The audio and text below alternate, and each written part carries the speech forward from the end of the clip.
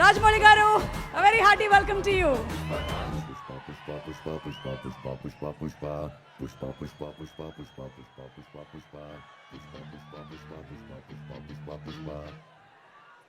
అందరికీ నమస్కారం అండి.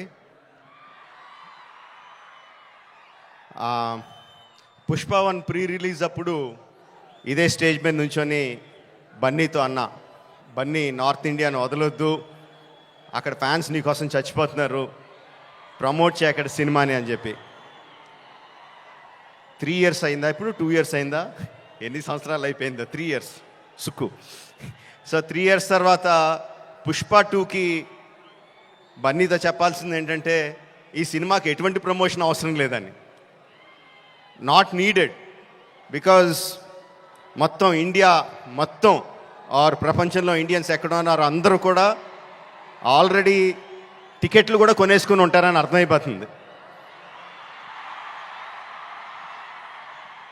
జనరల్గా ఏదైనా సినిమా ఫంక్షన్కి వచ్చినప్పుడు మనం ఏం మాట్లాడినా ఆ సినిమాకి ఏదో ఒకటి హెల్ప్ అవ్వాలి. హీరో గురించి మాట్లాడినా, డైరెక్టర్ గురించి మాట్లాడినా, అందులో మనకు నచ్చిన విషయాల గురించి మాట్లాడినా, మ్యూజిక్ గురించి మాట్లాడినా, ఆ సినిమాకి ఏదో రకంగా ఎంతో కొంత హెల్ప్ అవ్వాలి అని చెప్పి ఏదో ఒకటి మాట్లాడుతూ ఉంటాం. అండ్ ఈ సినిమాకి అవసరం లేదు, ఏం మాట్లాడక్కర్లేదు ఈ సినిమా గురించి. సో అందుకని సరదాగా జరిగిన విషయాన్ని, ఒక చిన్న సరదా విషయాన్ని పంచుకుంటాను. ఇన్స్టెడ్ ఆఫ్ సినిమాని పొగడం కన్నా సరదాగా జరిగిన విషయం ఒకటి పంచుకుంటాను మీతో. ఒక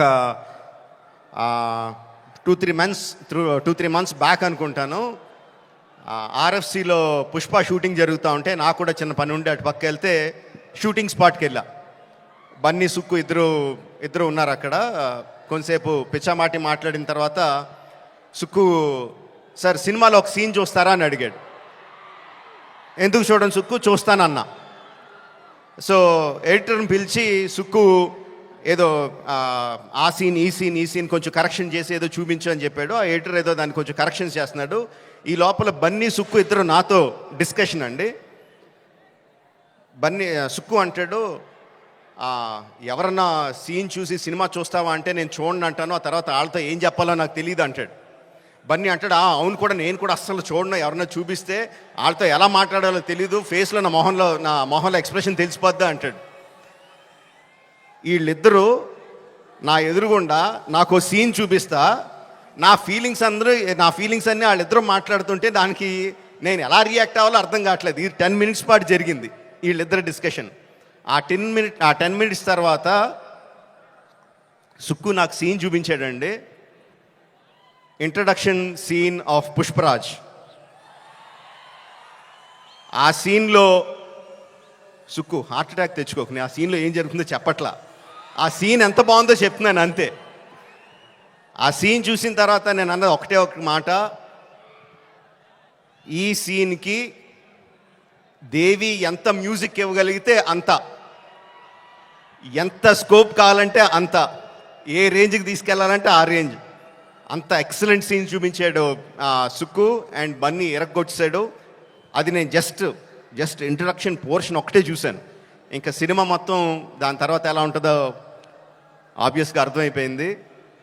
అండ్ December 5th కూడా కాదు, December 4th ఈవినింగ్కే ప్రపంచానికి అంతటికి కూడా అర్థమైపోతుంది. అంటే నాకు నిజంగా ఆల్ ద బెస్ట్ అని కూడా చెప్పాలనిపించట్లేదు, ఇంక ఈ సినిమాకి ఏమని చెప్పాలి. Okay, all the best to all of us. అదిగో వర్షం కూడా పడుతుంది, blessings from the heaven. December 4th evening, Pushparaj rule, only in theatres. Thank you very much.